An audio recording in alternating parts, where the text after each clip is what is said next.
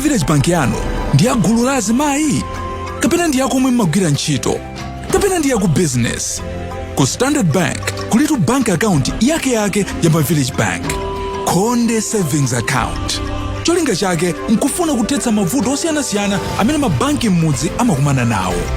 Khonde Savings Account imakhala ndi osayinira okwana atatu kuonetsetsa kuti pakhale chitetezo ndi chilungamo pakayendetsedwe ka ndalama za village bank. Simumalipira ndalama ina iliyonse pa mwezi. Kutumiza ndi kulandira ndalama kumachitika mosavuta komanso mwachangu. Maripoti amakhala online ndipo mumawaona pompo nthawi ina iliyonse mutafune. Palinso chiwongoladzanja cha 5% pa chaka pa ndalama zomwe mukusunga ku Khonde Savings Account. Mutafuna mutha kusankha kukhala pa insurance ya 200,000 kwacha ndi kumapereka 8,000 kwacha pa mwezi kuti mudzathandizikire ngati memba wa gulu lanu atatisiya kapena kulumala chifukwa cha ngozi. Imbani 24/7 kapena 242 kapena pitani ku branch ya Standard Bank yomwe muli nayo pafupi kuti mudziwe zambiri. Village bank yanu ikome ndi Khonde Savings Account. Terms and conditions apply. Standard Bank, it can be.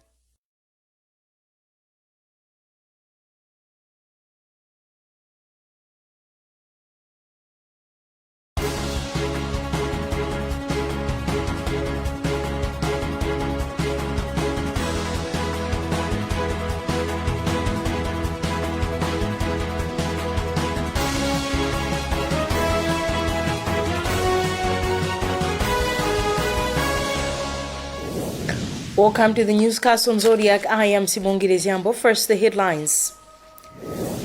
Government warns it will reverse decision on COVID-19 rules if people relax on adhering to set preventive rules. Disgruntled MCP district chairman in the South demand resignation of the regional chairman over incompetence. Kota widow accused police of setting her grass-thatched house ablaze with a tear gas canister.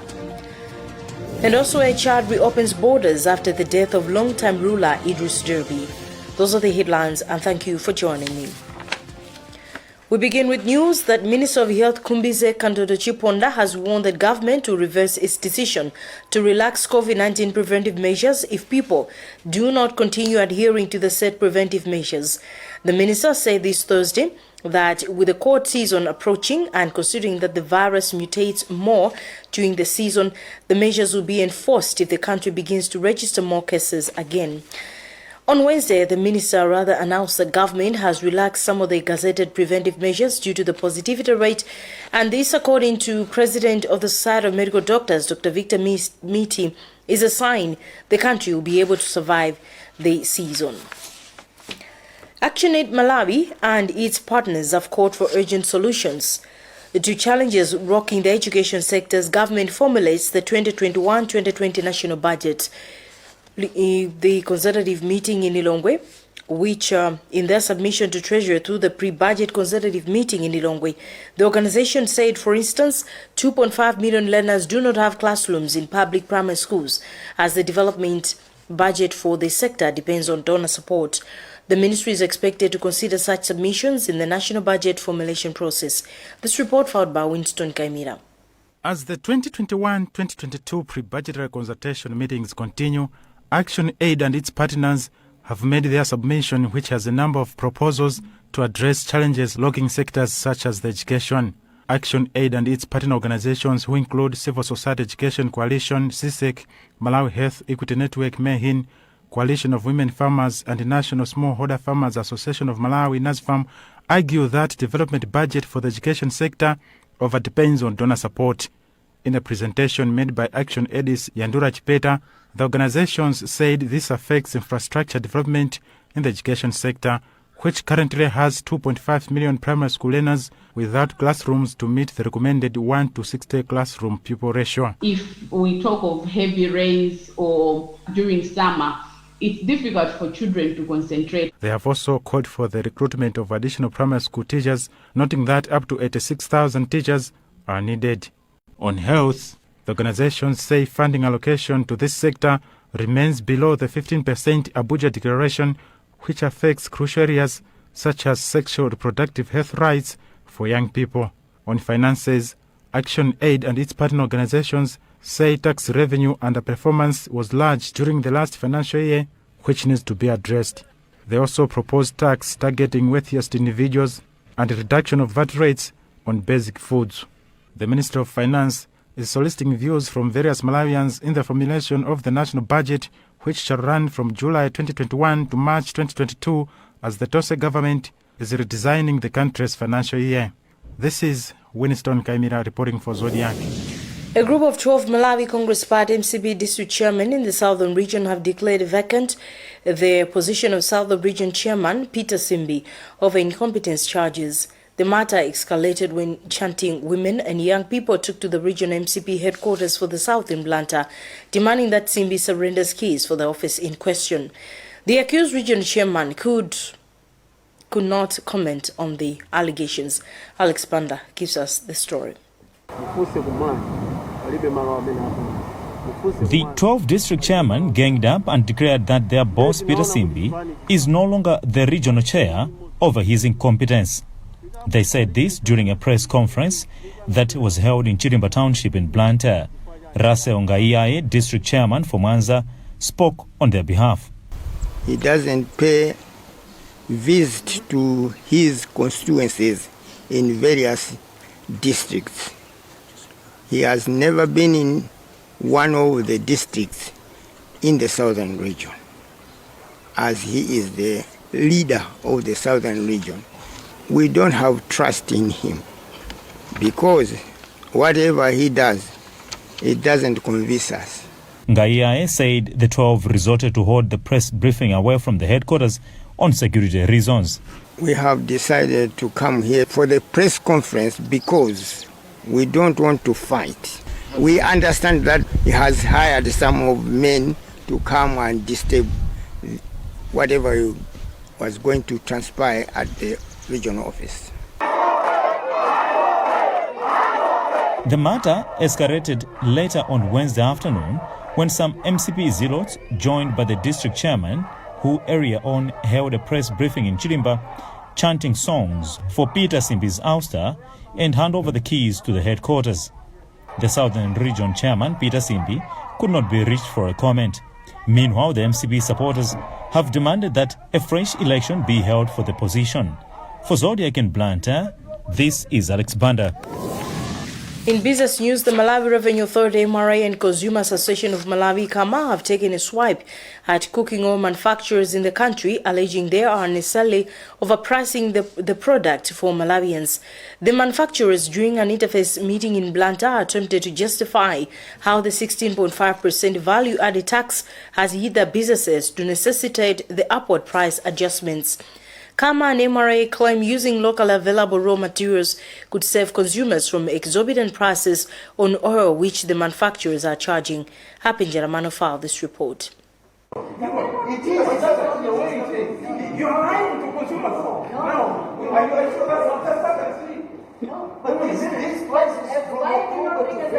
Tempers flared high in a meeting which the Consumers Association of Malawi, KAMA, engaged the Malawi Revenue Authority and the producers of cooking oil to solve the impasse on the 16.5% value-added tax on cooking oil. KAMA Executive Director John Kabito brought evidence in form of cooking oil prices to challenge the producers that the tax should not be a factor for exorbiting cooking oil prices. We have said that if it was only VAT that they were talking about, we agree the price would have gone up but by only 10%, not 63%. They should use other things to say that prices of crude have gone up but not use VAT as a reason. MRA Head of Corporate Affairs, Stephen Kapoloma, dismissed the producers' claims that the revenue collector is making losses owing to the tax. Within that small subsector, the revenues have now gone up to 330 million in a month. So you can actually see that there is a lot of revenue that we are collecting. Capital Oil Refining Industries Executive Director Amin Karim, however, maintained the tax is affecting their business. Now I used to sell 3,000 to 4,000 buckets a day. Today I'm selling 100 buckets a day because I cannot compete with Mozambican oil, Mozambican smuggled oil. I can't compete with them. This is why I'm complaining. The tax has been facing criticism from various quarters since government reintroduced it in October last year. Others took to the streets to demand its removal. Meanwhile, Center for Democracy and Economic Development Initiative (CDED) has employed the Tonse government to remove taxes on essential services such as water and electricity to ease the cost of living among the citizenry. Presenting a petition to Lilongwe City Council, CDED Executive Director Sylvester Namiwa asked the Tonse administration to fulfill its promises made during the fresh presidential election campaign, such as free electricity and water connections. Receiving the petition, Lilongwe City Council's Chief Administration Officer, Hudson Chimpamba, assured CDED that the petition will be presented to relevant authorities. Chimwe Barata filed this report. Lead organizer of the protest, Sylvester Namiwa, Executive Director of Center for Democracy and Economic Development Initiatives, CDED, is pleading with the Tonse administration to consider removing what he says are punitive taxes on essential commodities. Among these items is cooking oil. Government reintroduced an additional 16.2% value-added tax, which Namiwa is concerned of. He has also demanded the immediate removal of tax on water and electricity. Namiwa reminded government of some key promises that were made during the campaign trail, including free water and electricity connections. We are here because of cost of living. Malawians are literally struggling to make ends meet. This is coming as a result of punitive taxes on water, electricity and fuel.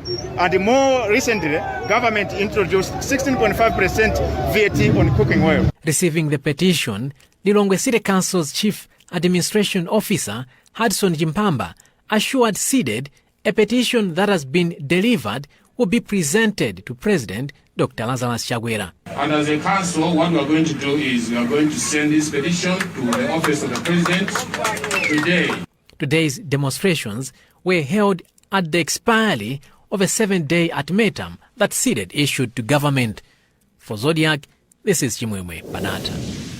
There is growing excitement among soybean farmers in Kasungu as buyers are now offering prices above government minimum prices. A ZBS random check on the markets in the district shows that traders are offering between 350 and 400 kwacha per kilogram above government set price of 320 kwacha per kilogram.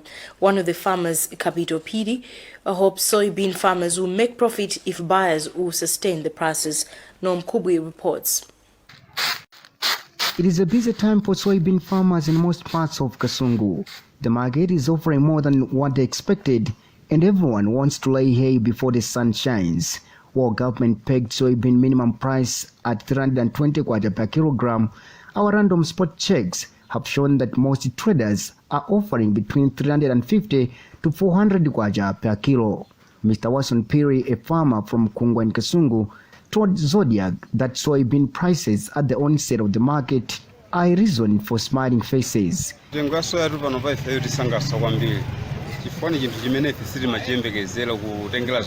says last year, same time, soybean was selling around 150 kwacha and farmers were robbed of their produce in broad daylight. But this year, the price is already above the minimum price. No wonder farmers are wearing smiling faces. Another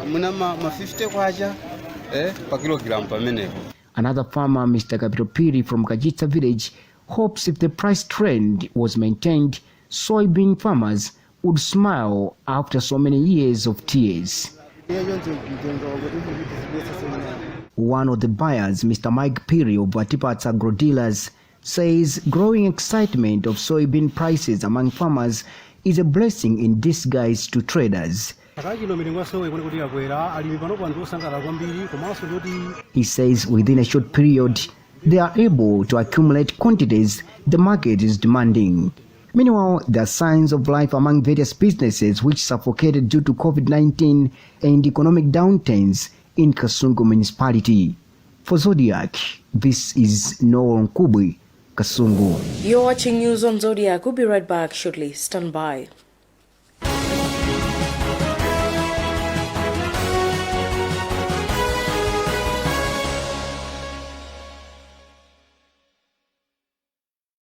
(993-377-777).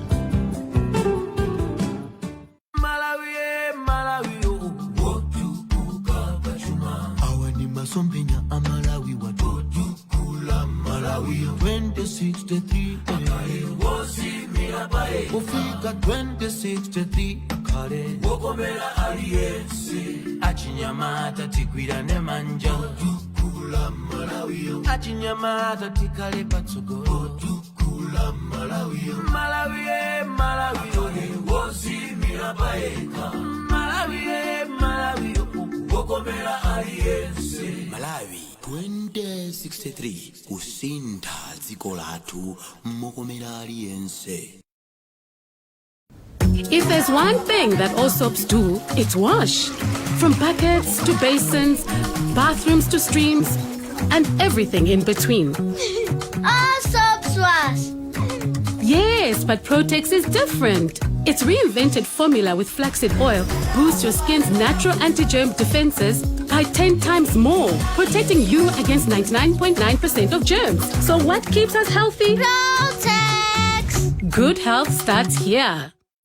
To achieve great things in life, you must do little things every day, like the 1, 2, 3 with Colgate. 1, wake up. 2, brush up. 3, smile through your day with a fresh breath and strong tea. Smile through your day with a fresh breath and strong tea. Do the 1, 2, 3 with Colgate and give yourself a future to smile about. Tikolole kungonjezera mayunitsi a TNM kuyambira 200 kwacha kapena kuposera pamenepo mutha kukhala mmodzi mwa mamilioneya mu TNM Tikolole promotion.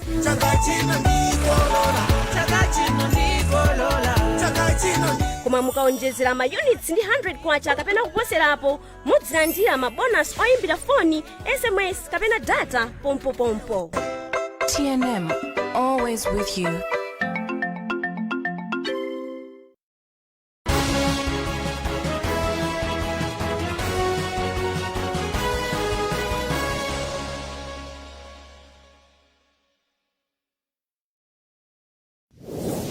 Welcome back. The headlines as we continue the news. The government warns it will reverse decision on COVID-19 rules if people relax on adhering to set preventive rules. Disgruntled MCP district chairman in the South demand resignation of their regional chairman over incompetence. Kota widow accused police of setting her grass-thatched house ablaze with a tear gas canister. And elsewhere, Chad reopens borders after the death of long-time ruler Idris Derby. A 46-year-old widow in Kota is accusing police of setting her house on fire after tear gas canister they fired Sunday landed on the roof of her grass-thatched house and ignited the inferno. The police were trying to disperse a crowd of angry villagers at Chia. Luce Hussein, a mother of 7, says is in dire need of assistance as all her property was consumed in the blaze. Police in the district say they have not registered any complaint on the matter. John Paul Kayuni filed this report. 46-year-old Luce Hussein recounted to us events of Sunday that led to her house catching fire.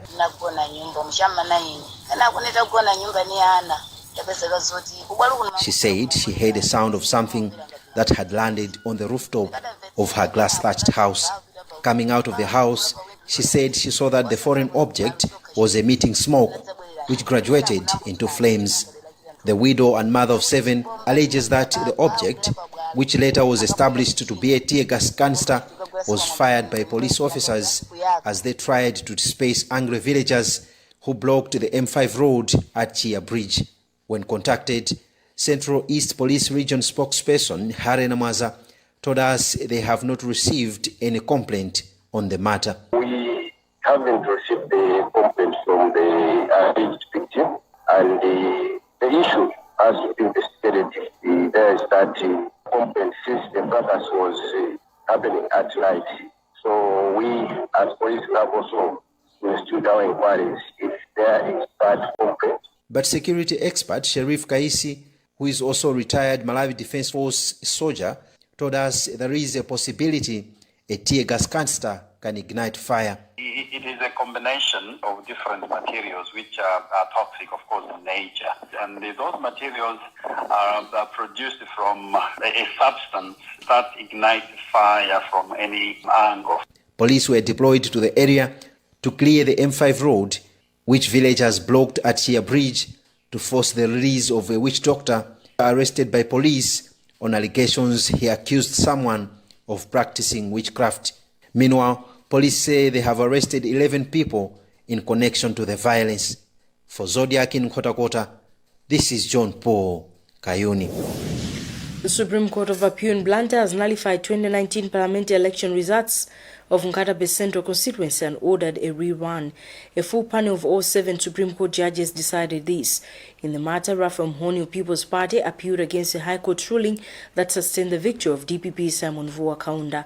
This is the 6th 2019 parliamentary election results to be nullified by a court. Alex Banda reports from Blantyre. People of Nkatabe Central constituency will have to vote again for a member of parliament. This follows the judgment by the country's Supreme Court of Appeal in Blantyre that has quashed a decision by the lower court. People's Party candidate for the area, Rafa Mhone, had challenged an announcement by the Malawi Electoral Commission MEC, which declared his opponent, Simon Vuwa Kaunda of Democratic Progressive Party, DPP, winner of the race. The two were separated by only 8 votes. In a very brief judgment, the panel of judges chaired by Justice Rizin Zigamanda said they considered the evidence brought before it in totality and found that the decision was against the weight of evidence. The court also found that some decisions made by the judge in the lower court were most irregular and dangerous. The Supreme Court has subsequently ordered that a fresh election be held in accordance with Section 100, subsection 4 of the Presidential and Parliamentary Elections Act. We could, however, not be granted an interview from Vuwa Kaunda and his lawyers. On the matter of cost, the Supreme Court of Appeal has since ordered that each party bears its own costs in both applications. The Supreme Court will also advise the period from which a fresh election be held. For Zodiak in Blantyre, this is Alex Banda. National Youth Network on Climate Change says environmental conservation has been a tall order in the country because the youths are often sidelined in initiatives to deal with degradation. A member of the network, Joanna Chigwenembe, says the youths are mostly involved in conferences but not in the actual work on sites to bring back the lost vegetative cover. During the launch of the conference, a 5-year strategic plan on climate change, Minister of Forestry and Natural Resources Nasa Tembo said government will find all means possible to empower and finance the youth in environmental initiatives. This report by Western Guta. One of the members of the NYNCC, Joyce Chigwenembe, says for a long time the youths are only involved in conferences and not in the actual work on the ground, making it hard for environmental conservation to materialize. There are a lot of innovative young leaders who are doing big things, but then they are doing them with money from their own pockets. So you can imagine it's very difficult to scale up most of these events. NYNCC National Coordinator Dominic Nyasulu says only if young people position themselves and guided by a blueprint will strides in environmental conservation bear fruits and also turn it into a source of jobs. Sometimes it set an opportunity for us to be able to engage into socio-economic enterprise. So we feel like we are trying to address issues of environment and climate change. The minister, therefore, Nasa Tembo, said being energetic and in majority, the youths need to be empowered and involved in every activity if they are to achieve bringing out the best out of the environment and natural resources. They have to build their own institutional capacity in order to enable themselves do what they have set out to do. But also there's the issue of developing entrepreneurial skills, using waste, what are the green jobs that they can come up with. The youths are hoping that at the end of the 5 years in 2025, they should be able to create jobs through making usable things out of the wasted natural resources. For Zodiak, I'm Western Guta.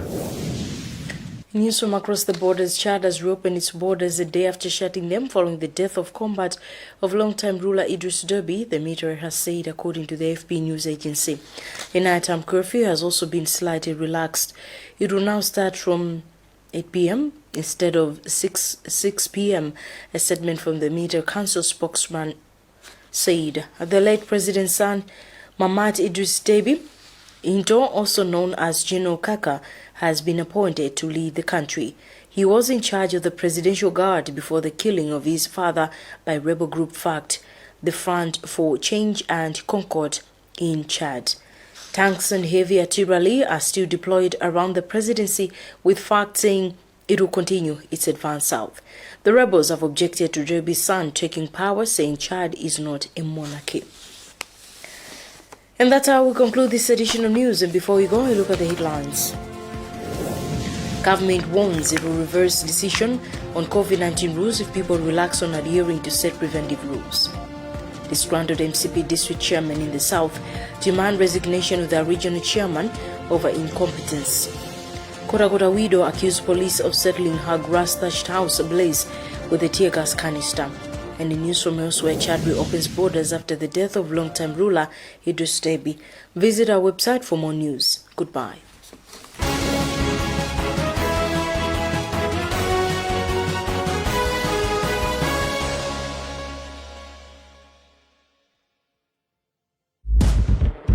It's your friends. So lunch on me. Your romance. I missed you. I missed you too. Cheers. Your comedy.